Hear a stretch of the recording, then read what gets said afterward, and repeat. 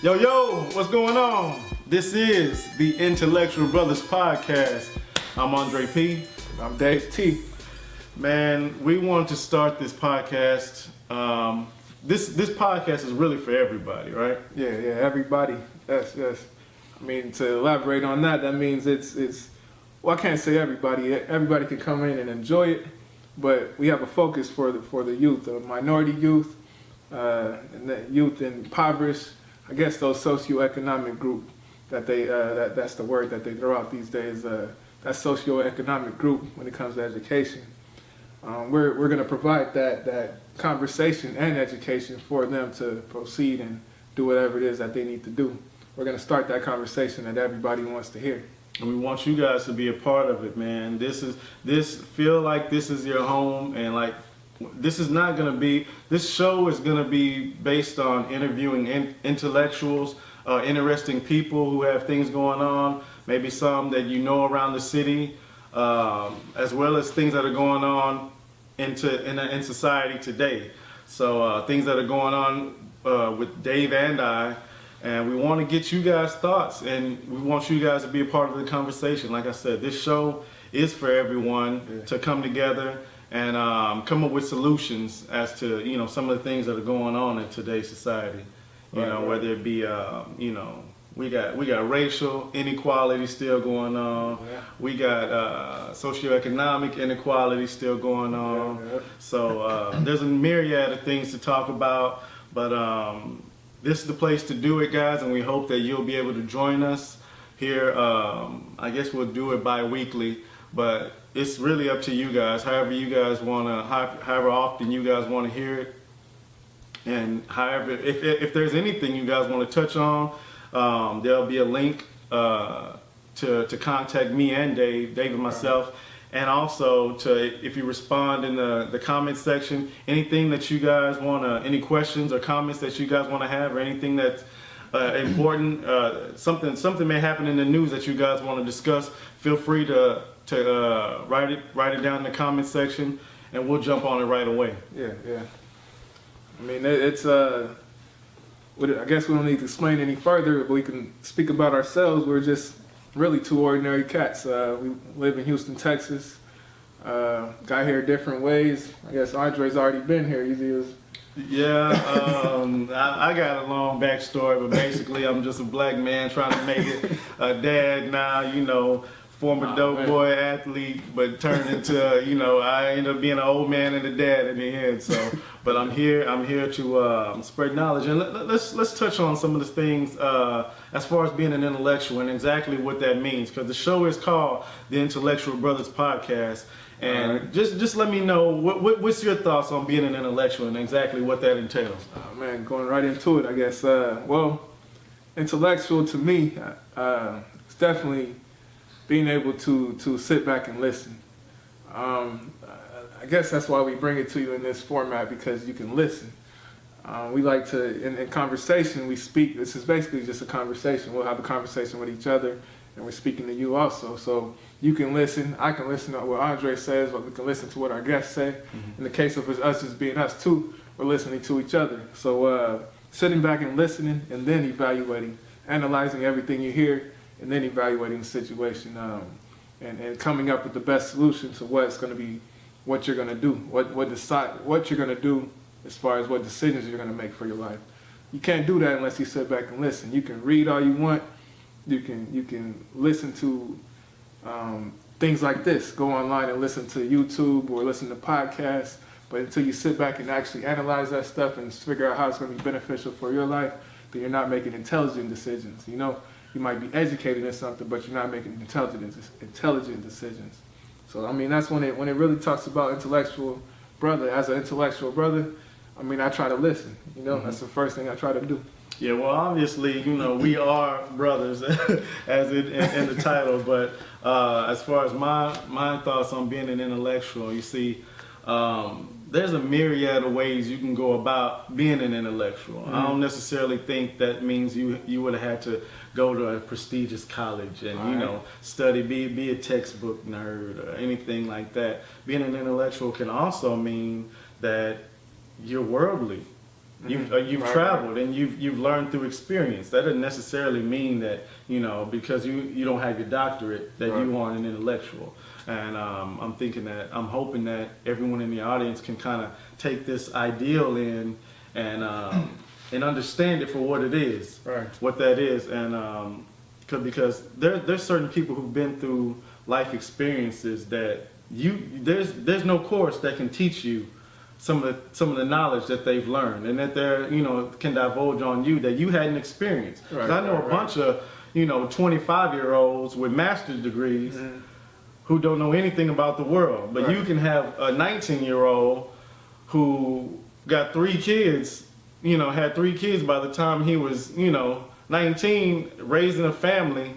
That kid, to me, has more knowledge and world experience Yeah. than the kid coming out of college, that doesn't know anything. Right, So right. I hear that. there's several ways to go about it, and I'm hoping that through the people that we interview, some of the things that we guys let you in on, and some of the things that we discuss and the way we look at the world and its issues, that you guys will come to understand that there's a myriad of ways that you too can, call yourself an intellectual, and it's all about attaining the knowledge. Not only attaining the knowledge, but coming up with your own decisions on what's right and what's wrong, what side of the fence you want to be on.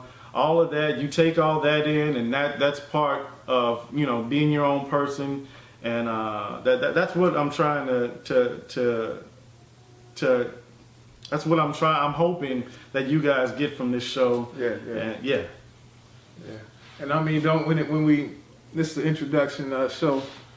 We're basically letting you guys know what's going on. It's don't think that we're just don't take it as if we're just two ordinary cats. Like, why do you need to listen to us? Like, truth is, it's a matter of, just like Andre said, we had certain experiences and we learn from those experiences, and we sit back and listen and observe and then make decisions from those experiences. Yeah, and now it's our turn. Yeah, now it's our time to take those experiences and kind of give back. And hopefully anybody who's going through anything that they may need help with, or they just want to vent, Sometimes I need to call you and say, man, did you see what went on in the news? And and talk about it. We're starting the discussion, basically. Right. And it's each one teach one, and we're in the learning process too. That's part of it also. Yeah, you never stop. You never stop learning. And as we get it, we'll pass it on, and it's we're also, just like everybody out there, we hope you're doing. We're in the struggle, we're in the hustle. Like we're out here hustling too. This is not the only thing we do. We're out here hustling too, trying to get our things going. So as we speak it, we're doing it also. So that's how you can listen. We ain't doing this for no money, no accolades. Right. This is simply just giving back in a way that we're able to right now. We'll do other things. We'll be out there in the streets. We're gonna be, not only are we gonna be doing the podcast from these studios, we're gonna be doing the podcast from different locations. And we're gonna be out there with the people. So you guys are out there protesting, and we're gonna be right there with you when it's appropriate. That's one of the things we'll touch on also at a later date, though. But here, let's get started, man, on this first intro. So you recently had your first child, man. What's that like? What's that whole experience been like, brother? Because me, myself, I have 5. He said I'm a father. He's a daddy now. I got 5 that's kids, to say the least. ranging from 18 to 4 years old. And the 4-year-old is the worst kid I ever had. Nah. No, but tell me, you're a new dad, so tell me how that is. But no, it's nothing like it. There's nothing to prepare you for it. I have a niece and nephews before, and even that situation of being around them and helping raise them is not even close to the comparison of preparing you for being your own parent, and especially a father. It's I think that's even a more serious. Even though I look at my wife and everything she does as far as rearing and nurturing the child, but just the standpoint of a father and running, it fully becomes a household when you have a child, you know. Yeah. And then taking on that role of making sure that household runs smoothly is really a big thing to do. Yeah. And there's nothing to prepare you for it. You just take it as it is. But in actuality, man, when I really experience it now, it's like I've been 4 months in the game and I feel experienced, you know. Yeah. And I can't, like, it feels like I don't even. Some people say, "Oh, you got to watch your child or you're babysitting your child." It's like, no, it's not even that. It's just a part of my life now, you know. Yeah, she so it's just everything I do. That's what I do. Completed everything. Yeah. I wouldn't have known how that feels like, but you did everything in order. You got married. You had your baby. Mm-hmm. You know. I was at the wedding, and you know, to see, you know, I came to the hospital when your little girl was born. That's beautiful, man. To see you going through it, and you actually did things the right way. But sometimes things don't happen like that. And again, that's why we do the show. There's a lot of young kids out there, young parents, whether it be young ladies who are struggling out there by themselves, or young dads who are actually there. I've been in that situation where I'm a young parent. You know, 17, 18 years old, and my mother wasn't happy about it. You know, you get put out the house, and you may have to go live with another family, or you may be out there on your own. We're talking to you guys too, because we know the struggle. And if you guys ever have any questions or anything that you want to ask us about, you know, how to go about the day-to-day grind, just contact the show and let us know. There was nothing I could do to tell him how to prepare for having a kid. You just have to go through it, man. Yeah, I see. Yeah. I read books. All the advice that we gave you in the hospital, do this, do that, all that's out the window. I mean, I know why people do it. Like even for like getting married, they give you advice, but Yeah. you really don't know it till you know. Well, that's cool, man. If you wanted to instill one principle in your child that they take with them, that you did this for them, you know, as you in the child's infancy right now, everything is new, and what you would hope for them when they become an adult, what would that be, man? Oh man, good question. Definitely, I would say fight, and that doesn't mean like you're going out and fighting in your school and things like that physically, but the fight, the determination, the drive. You know, I need her to have that. It's one thing. I'll tell a quick story. One thing, I had a coach, basketball coach when rec ball. It was probably like everywhere from 3rd grade to 6th grade, 7th grade. You know, I had a coach, Coach Bell. And all the people who've had Coach Bill, we always talk about him in good light, you know. Some things are funny, like anytime you speak about a coach, it's always stories you have, you know. Yeah. But me and my friend went back to Minnesota probably last summer, and got up with my friend and we were speaking about him. And he called him. It's actually his uncle. He called him. He said, my friend was asking about lessons that he was teaching. He said, like, friend said, you taught us some good lessons back then. Yeah. First thing the coach said, he said, oh, Stevie. He's talking about my friend. He said, Stevie, see, all those lessons are parochial. We started cracking up because that's just who he is. But basically he's saying those are just little lessons, small lessons, but in actuality, they're not. They mean a lot to us, you know? Yeah, you don't realize. And the small things, the little things that you do throughout your life, or some small piece of advice that you give somebody, you don't know how that may affect them, or when it's appropriate. Like you may say something and somebody may need that nugget of information at that time that can change their whole path, the way that they go. And I know you have a saying, you liken it to a log that's floating down a river. Like driftwood. Yeah, like, I mean, you gotta, and when it speaks about life, you're gonna encounter some things. If you guys know what driftwood is, it's just a random piece of wood or a branch or something that fell off a tree that's flows in the water. It flows with the current. It keeps going with the current. That means if you're in tune with your life and flow with your life, your current's going to continue to flow in the right direction. You're going to have some things that'll throw you off so you don't go directly straight, but you're steady flowing with the current, and that's where you're supposed to be at that time, you know? Yeah. So that's the lesson, just like you said, that's the lesson you need to learn at that time. Yeah. Lesson he taught me was, I remember I was a little dude running, I used to be small. I'm taller now, about 6'4".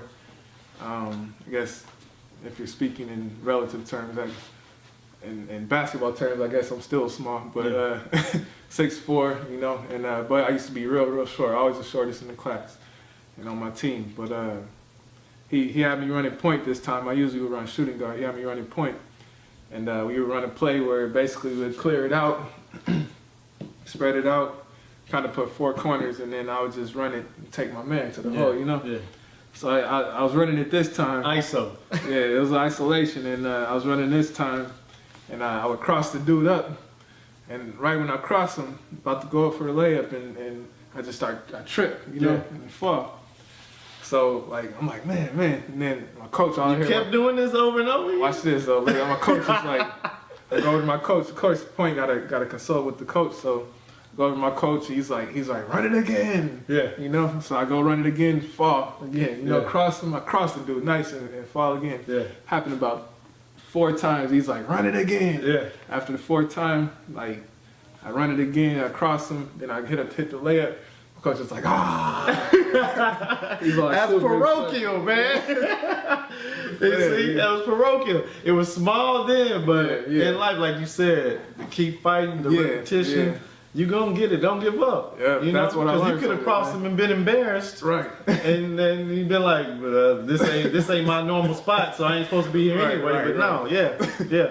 But yeah, I mean, he could have told me to stop, do another play. We might have succeeded, but he said, no, he's going to get this. I don't care if we miss out on 10 points or go 10 points under. He's about to get this. Yeah. But yeah, if that's the thing I need to teach her, that's what it is. Okay. The All drive right, and the fight, yeah. Fight.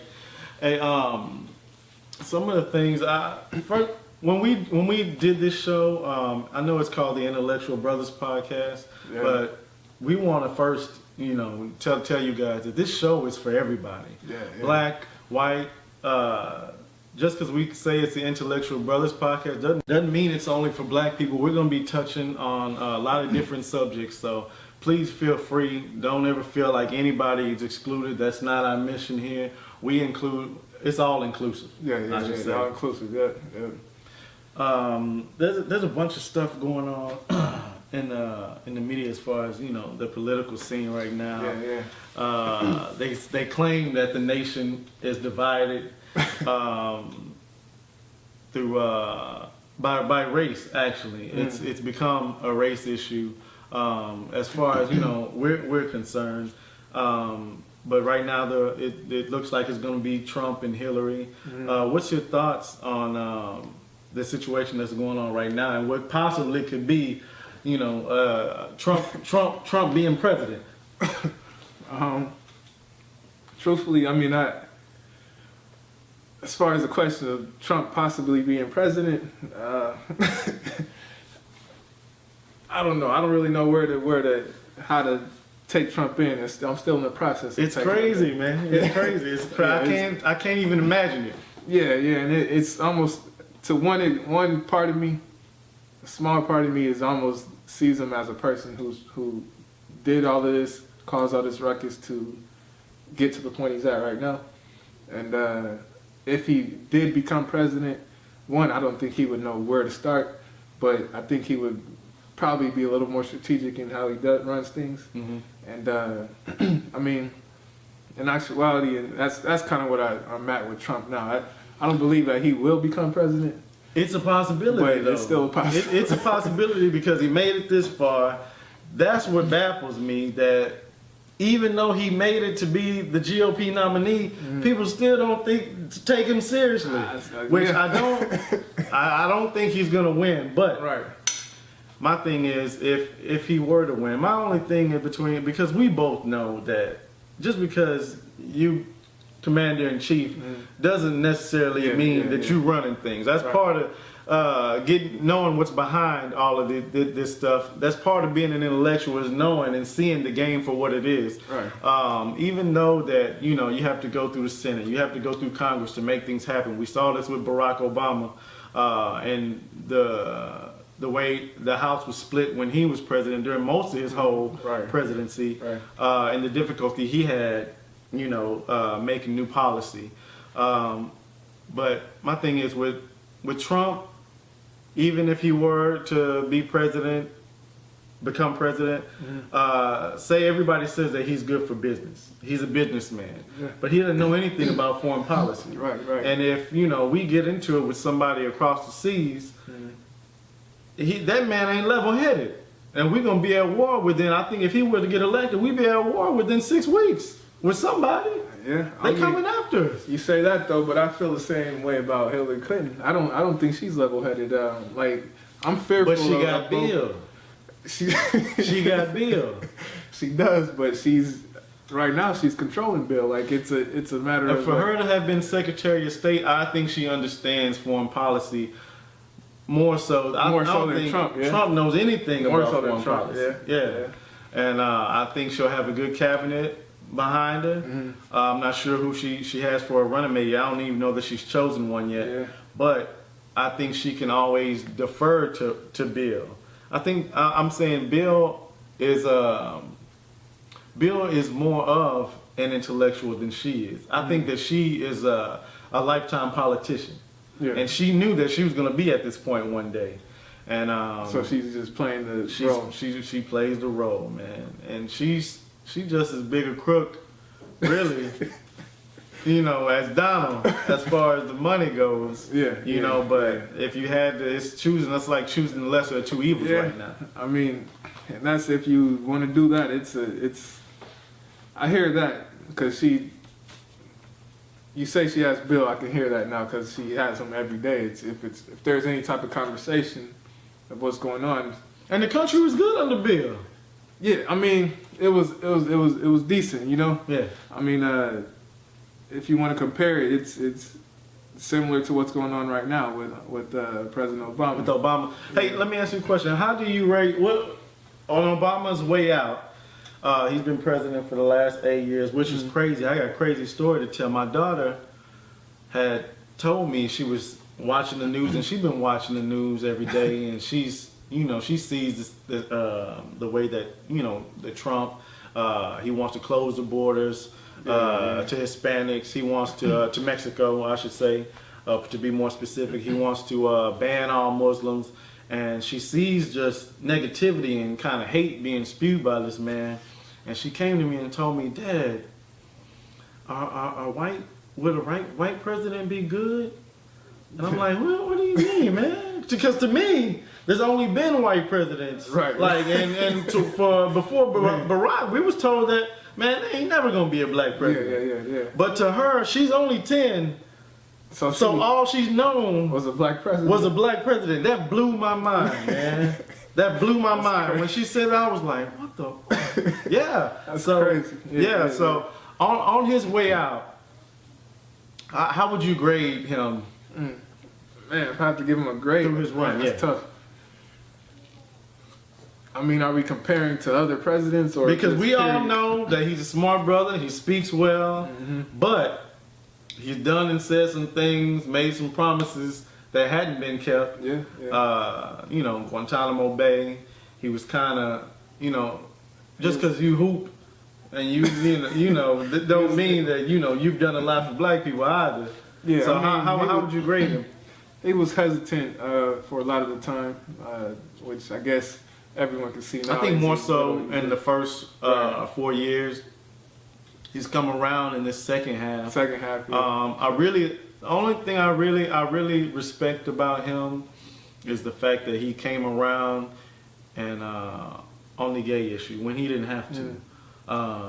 As far as, you know, being for equality, as far as, you know, giving the right for gays to get married. He came around on that, and he admitted that, you know, I had a change of heart. I thought that was really big because you don't have to do that at that point, and for you to be open and evolving, I think that's part of being an intellectual is the fact that you can be at one stage of your life and Right. you know not actually be influenced. Yeah, Dre. As far as overall, as how Obama did, I mean, I can't complain about it. It's as far as first black president, it's been an experience. It's been a good experience. He does put. I think a lot of the things he's done has been things that has not been directly related to presidency, you know, and it's things that he really don't try to do, that he hasn't tried to do, but just by being him, showing what type of family person he is, showing what type of black man he is, he's put a lot of positive, not just outlook, but image out there for black males especially. Just showing people that it can be done, and you know it wouldn't be a horrible, you know, mistake if a black person were to be elected. I think Right. That first and foremost, but just giving kids an opportunity to dream and know that it's possible. But I think he did an excellent job. Really, like I said, some of the stuff was just out of his hands, and there's only so much you can do. But just understanding that he kind of showed us his heart. When anything happened, as far as the number of shootings, mass shootings that were all around the country, he was contrite, and you know he stood vigilant as far as you know some of the stuff he wanted to do with gun control, which I think you know that's another thing that he didn't have to take a stance on. Right. And to me, the second half of his presidency, he took a lot of stances that he didn't really have to take and kind of put himself out there. So that I commend him on, and I think he did an excellent job. I give him A-. A-. Yeah, I would say I'd probably B+, A-. I'd probably be right there along with you. I mean, for the for one to be in a situation where he is presented as having a lot of power, but his power is limited, just like you said, by who's in Congress, who's in control. Like getting through that for 8 years is shows a lot of drive and one fight, like we said earlier. So that being able to do as much as he's done, you might, from whatever perspective you're looking at, that might be little or that might be a lot. But being able to do as much as he's done through the situations he's been in, like he's definitely done a positive job. From what I've experienced in presidents, he's probably been the best. Yeah, don't forget he pulled us out of Afghanistan also. Yeah. You know he wanted to bring the troops home. He did. He made that happen. So to you, Barack.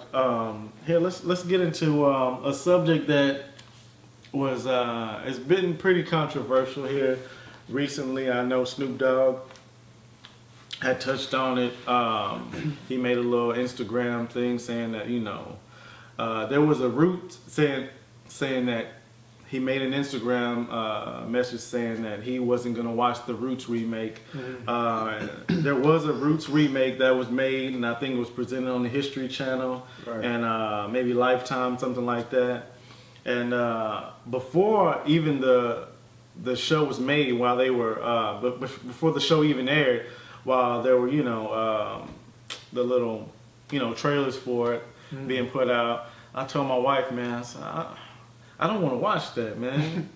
I'm tired of seeing that narrative being played out. I asked myself, and I told her, this is not relevant in 2016 that we have to keep seeing black people being beaten and murdered and raped.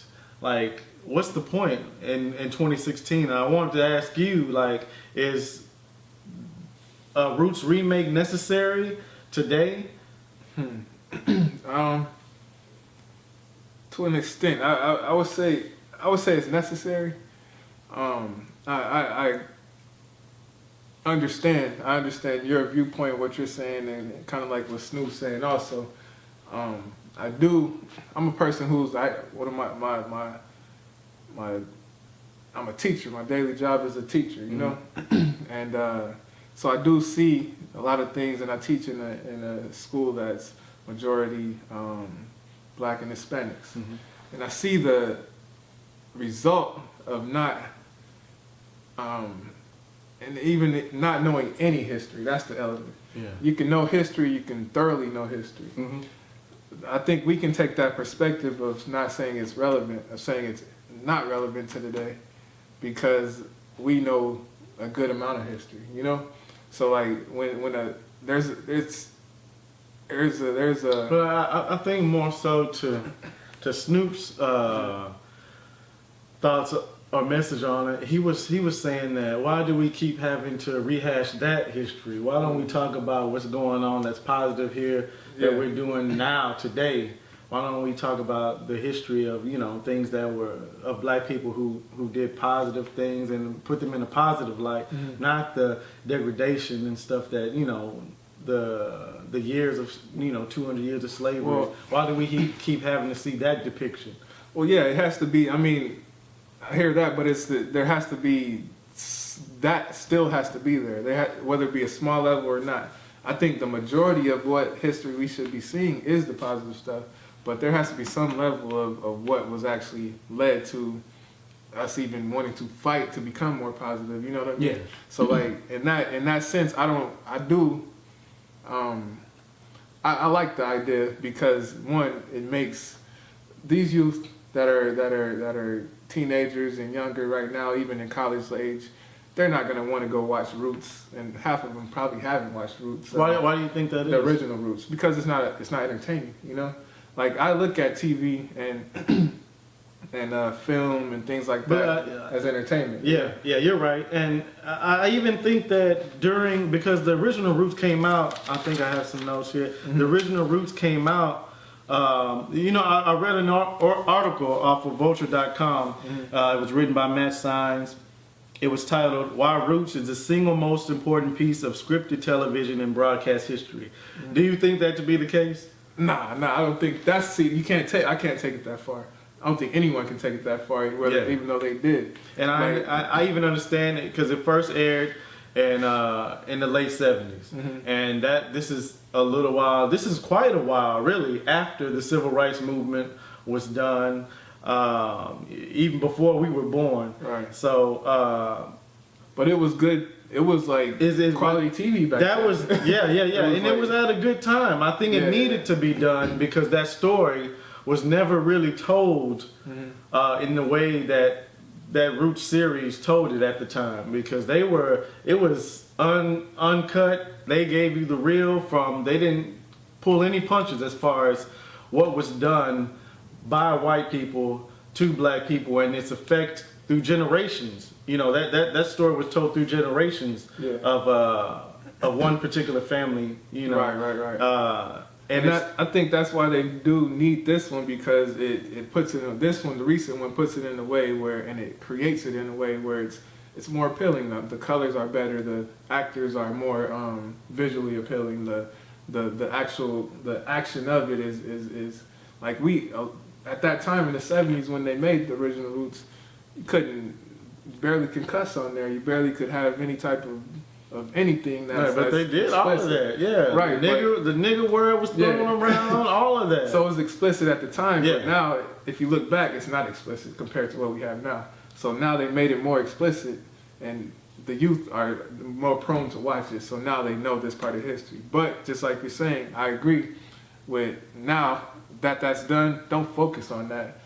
It seems like as media is focusing on that type of stuff right now, just like you said, where you have this white savior or some type of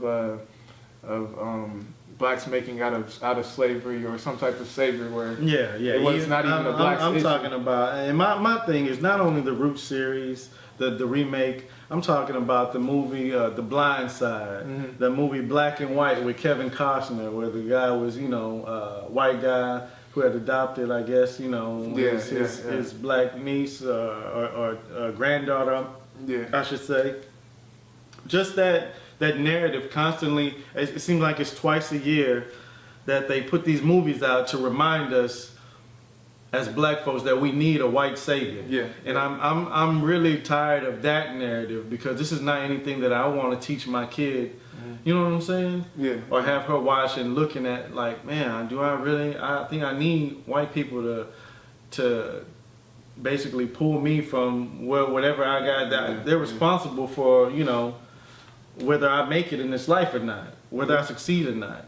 Yeah, I mean it's intentional, you know, and I again I'm on the fence. I do think you need that in more recent times, at least the roots. The other things, I mean, it's not necessary. Once you teach that lesson of this is really what slavery was about. Yeah. You need to go to the more positive stuff like Tulsa, Oklahoma, where you have a whole community, not just one street or one little part of town, but a whole community of businesses and Positive empowerment image. that Black Wall blacks Street. created themselves. Yeah, Black Wall Street. So if the day they make a movie about that, that's where things are going to change. Exactly. Why we don't have a movie about that is what I don't get. You know, it's hard for me because where I live in Houston, I live a little bit outside of Houston. I live over here because it's closer to my job. And this area is predominantly white. Right. So that means my daughter, she goes to a predominantly white school. Mm-hmm. All her friends are white. When they learn about slavery in elementary school, I don't know how that affects her. You know, when I learned about slavery, I was in a room full of black kids, and we was like, oh man, that's messed up. You know what I'm saying? When we went to recess, we was probably still mad about it. Yeah. But how does she feel when she all of a sudden one day, because they spring it on you. Yeah. And it may be during, you know, the month of February where they finally, you know, come out with it, but they give it to you all at once. And what it may happens be there? for a short period of time. Yeah. We got 2 days, we're going to learn about slavery. And they're all And we looking know at- what's in the textbook is bullshit. Yeah, but they all look peep this though. My question is about all of that. How does that change the dynamic between her and her friends? It does. I mean, it will. For her to see and watch, you know, I tell her, you know, what Roots was important during the 70s, you know, it's something that you should watch. It's about slaves. Mm. How does that change her dynamic when she goes back to school? Well- She has white friends who have white, you know, I don't think that it's that, because it will traumatize her. I know my child, she'll be like, man, what is going on? Yeah. You know, she's not going to really fully take it in and understand it for what it is. All she sees is that either, my thinking is that she's going to be like, man, are we inferior? Mm-hmm. You know, why did we allow this to happen? Or why are white people, either she's going to be angry about it or she's going to be scared. Right. So that's my fear. So should you allow the school to teach, to be the first one to initiate that and teach that?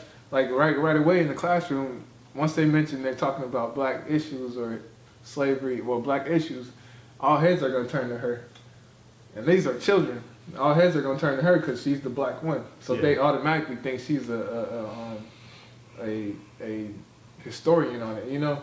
Mm. They think she's the one with all the knowledge on it, but she's, just like you said, she grew up in Kingwood. Yeah. So she's really equivalent to every other student there. So she it's just has really, pigment so in what her you're saying, skin. it's really my job to teach her beforehand. Well, not just teach her about slavery, but she has to learn how to deal with, just like you asked the question, she has to learn how to deal with how these other students are going to react to her, how they might put it in a way, she might learn a way that she's inferior, but that's not the case. Can you teach that though? You could try. You can't teach anybody how to react to. I mean, you can't teach them how to react, but you could teach them who they truly are from the beginning. Yeah. Like we can't rely Exactly. on television networks to bring out that story of Tulsa, Oklahoma, and it's every other city. Every city in the United States had that same. Every state in the United States had that same story. Mm-hmm. Like Houston, Texas, you go down to 3rd Ward, 5th Ward. It was business districts for black people, Mhm. and they're no longer there. They don't tell us, and they're going to teach your child in history class that integration was the best thing to happen. Yeah. But integration, even though it's beneficial in a friendly standpoint, in a social standpoint, it hurt black people economically. So that is something that you have to teach, because they're not going to teach you that it hurt us economically, you know? Yeah. We can go further into that. We will go further Yeah, we into will go further into that, you know, as we get our brother Pringle in. Yeah, We'll yeah. touch on some of these subjects, especially as they're pertinent in the news and everything else. But I just really sit back and and ask myself, is something like that relative to today? And I guess what's going on, you know, there are black issues. There are still black kids being killed in the street by police. There is a system, still a system of white supremacy that, you know, we have to live under, whether it's visible to others or not. It's there, you know. I read this whole article, and in the middle of it, something that the author wrote stood out to me. He wrote about, he said, time and time again, the white characters are faced with a stark choice: do the morally right thing and set themselves in opposition to slave culture, or to maintain the status quo and hold on to their privileges. They always go with the second option. I mean, that stood out to me because that's Trayvon Martin. That's Eric Garner's situation. That's the Freddie Gray situation. That's Trump wanting to close the borders. It's always what's convenient. That's the Orlando shootings. You got guys who they don't want their guns being taken away, but yet and still you got people with ARs mowing down 50 innocent people. right. You know, trying to have a good time. Yeah. You know, it's always what's convenient for the people who are already In the position of in the position of prosperity. Yeah. You know, and if this is why there's a civil rights movement. This is why people get out and march and do the thing they do to fight this kind of oppression. Because if you're silent, then things like this are gonna still keep happening, and people are gonna benefit because inherently people are greedy. It's about money and it's about power. You know, and if you let them be of their own devices, they're not. Most of the time, they're not gonna do the right thing. Yeah. You know, and sometimes you have to fight for what you believe in, and you fight for what's right. You know. And I hear you. And I kind of understand your perspective of things, and not even and kind of shunning away from the whole roots type of movement and things like that, to where, it's if you put the positive standpoint of where blacks came from, then that's what they'll be in their head. We're enslaved right now. My daughter's not gonna. Man, I feel bad that she would have to watch a show that I tell her is important for her culturally, and she's watching people being lynched, chained, beaten, raped by their slave masters. Like, what good is that serving her? You know, at this point. So I mean, what about when she comes into the standpoint where she has to experience the stuff that's being done against her race?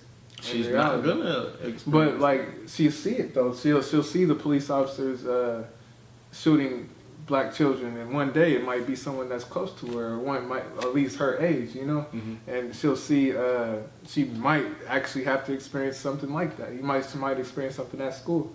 So like, when she experiences those, I can understand that it may not be directly what's related, but I even beg to differ the fact that, does it even benefit whites who watch that? You want to have a white person watch that and make them, the goal is, when they're watching that, is that they feel bad. There's some sense of like, man, we're assholes. Look what we did or allowed to happen, you know, under our watch. We should be contrite and do whatever we can so that black people are equal to us. But does it really? I don't know. I don't think it benefits them either to see. Nah, it doesn't. I don't agree with that goal of it. I mean, I'm a revolutionary at heart, you know, but to an extent, at the same extent, I'm a universal and peaceful person, you know. My dude, it was actually Pringle, one of our guys that comes here and speaks on the podcast. He calls me the Black Dalai Lama, you know. And it's more because I'm open to everybody, but at the same time, I'm gonna tell you about what's going on with my culture, you know. So I really don't think that that's a good intent to try to make white people feel bad. You know what I'm saying? Throughout them feeling bad, good about it, or us feeling bad, good about it, or what. The focus. You can have this root show, just like I said. I agree with having a new one, but the focus should be us coming together as black people and doing what we are have more power to do right now in 2016 than they had in 1940. and they had in 1960s. How are they getting more done as a black community in those times than we are now, when we have way more power, like ability, knowledge, freedom to do way more than them, but they're getting way more done, you know? Like, that's a question that we have to ask ourselves. That's why we bring this to the podcast. Like, how we have to ask black people that exact question. How are they getting way more done in those times with the constraints they had than we are now? Like, we can't come together. They're living through Jim Crow. They're living through, they're still being oppressed. They're still being lynched. They're still being hung. And, you know, you're right, we do have more freedom, more access to education, Right. all of that. And why aren't we getting more done? These are some of the things that we pose to you guys. If you want to give us any kind of solutions or anything, feel free. Another thing I wanted, another big subject that I wanted to talk to you about is I had a coworker of mine. I don't know what was said because I was on the other side of the office, but you know, amongst blacks, the word nigger is used as a word, you know, of endearment. I might, you know, say it's just a word that we use to, you know, greet each other. But in our office, there was some kind of joke being made, and it stopped being funny after a second. And there was a young lady, shout out to the young lady, she knows who she is if she's watching, who was really wanting to know, she was really questioning as to why that black people are allowed to say the word nigger and use it however they want to use it, but white people aren't allowed to say this word at all. And I want to touch on the subject one time, and we don't ever have to discuss it again. Cool. That's cool. But please, let's educate the people who don't know, who aren't full of hate, who just actually want to know, why is it okay for blacks to use the word, but it's not okay for whites to use it? Man, well, I guess let me start out by saying, like, 2016, we're now in a time where I mean, really, as I observe, I'm seeing and I'm hearing less and less black people use it, you know, and not as an intent, like I'm trying to stop using it. That's really, I don't think that's the case. I think it's just naturally progressing into a point where you're on high school campuses. Yeah, so you're not hearing the word used. I mean, I'm hearing it, but I'm hearing it more so by other races, you know, and like my school is black and Hispanic mainly, and of course, so I'm hearing Hispanics use it more, you know, and I'm thinking that's you know, because it's so prominent in the music. I think a lot of people, a lot of the kids listen to rap music, and I think that's part of that whole thing. I mean, I think so, and it's I don't know. I think it's all the way around as far as like Hispanics using it, but really, as far as personally, I kind of made as far as the word nigga. I mean, it's more so now. I look in 2016. I probably use it less because it's becoming not as of a hip thing, like we use, just like you said, a term of endearment. It's no longer that same feel as like it's kind of like going out of style, you know, and it in a sense of how I see it with blacks, and other cultures are taking it on more now, which I hear a lot. Yeah, I've heard. And I'm like, man, it's we're saying other things now that means just the same, you know, as far as that endearment, and so as far as other races using it, I mean, I know it's just it's a thing of them trying to be hip. We create a lot of culture. We create, as black people, we create a lot of what's popular. So they're following us. But in actuality, like, that can't be the case. I mean, it is the case, but that's one of those things where the youth have to know the history again. If we talked about roots, like if you don't know that there was some type of situation of roots going on, then you'll kind of miss some things. So if the youth today don't know that this word nigga was created from this, or was created or turned in some aspect of culture, turned into and used like this, then they're missing something, and then they will allow someone else to use it. It might be a white person, might be a Hispanic person, might be an Asian person. They're starting to gradually allow these people to use it, and now it gets to the point where this Asian comes up to you, yeah, nigga, yeah. You go like, what? And neither of you know the history behind it. Right. Yeah. So you're not even hurt by it, you know? Yeah. And that's how a lot of the youth are now. Black, white. If an Asian person comes up to a black person and says, yeah, Well, nigga, they're not hurt by it. that begs to ask the question: if that were the case, and I guess culturally, through pop culture, music, whatever the case may be. If blacks, Hispanics, Chinese are listening to the same music and rap is popular, and that's one of the words, that's one of the big words that are being used. And if I'm not offended, do I have to be? If I'm a black person? You have your own choice. You don't have to be, but it's to me like you do have to take a stand on something. You know what I mean? Yeah. And it's a male element of some things are disrespectful, and the part that we don't know as black people, when other people use the word, whether you say nigga, nigger, it's in the essence of the same. So like if another person, another race uses the word, we don't know where you're coming from. So like and that's the element that you have to understand. That's why you can't. If it comes down to it, that's why another race is not supposed to use it. Yeah. Because we don't know where you're coming from. We don't know your intent, your true intent of using the word, whether you say nigga or nigger. Like, and if you say nigga, it's maybe hidden. Like, so whether you're telling us that your true intent or not, we still don't know that. So if this person, if Dre says my nigga to me, one, I know he says it in a way, oh, that's my nigga. That's said in a way. And I do use the word. I told him I was going to stop because this is not the first time we've had this particular conversation, but we did want to have it with you guys. I only say that because, it was brought up, in a work environment at my workplace. Yeah. And you know what?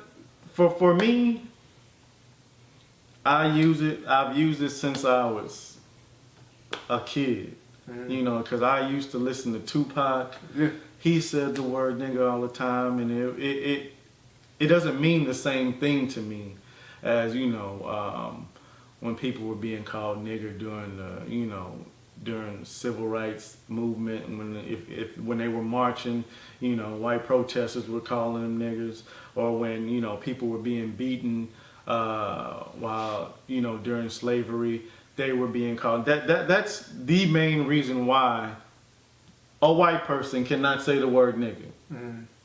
Because during the 600, some people say 2, some people say 4, but during the 600 years of slavery, while people were being lynched, murdered, beaten, kids taken away from their mothers, being sold at auction, what were we being called? We were being called niggas. Nigga, yeah.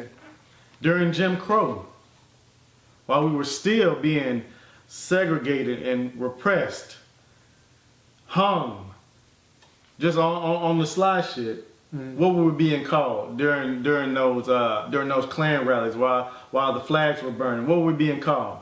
Niggas. Yeah. While we were being beaten, shot in the street here recently, when they protest, what are we still being called? Niggas. So this shit goes back 600 years of degradation and negativity that's associated with this word from white people used towards blacks to degrade us. This is why, to end the debate, that you are not allowed to use the word nigger, whether it be a term of endearment, it doesn't matter.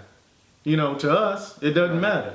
Right. This is why, because it's associated with all those years of things, and with all that history, and people say that blacks have taken the word and flipped it and turned it into their own.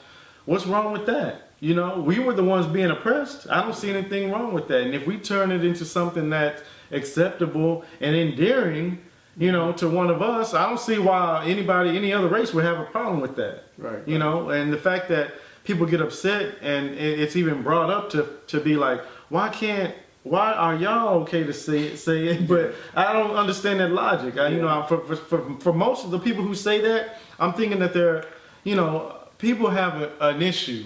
It goes back to the gun control. People have an issue regardless of whether what's happening around them, any bad that's happening around them, people getting killed, mass shootings. You got a segment of the community who you ain't getting my guns. There's nothing that you need to kill, or you're hunting with an AR Right. or an AK. Nah, nothing out here. It's just certain people out there who don't want to be told what to do, is my point.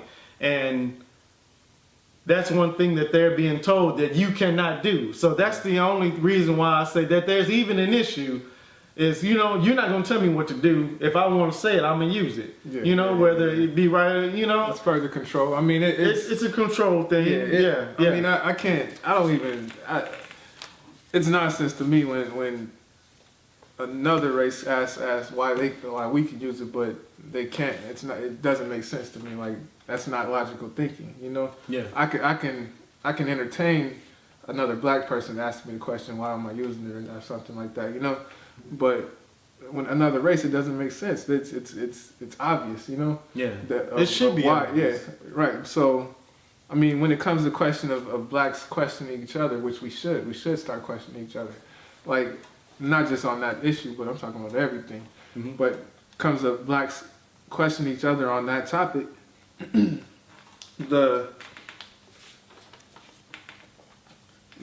can look at the issue of I know you spoke about.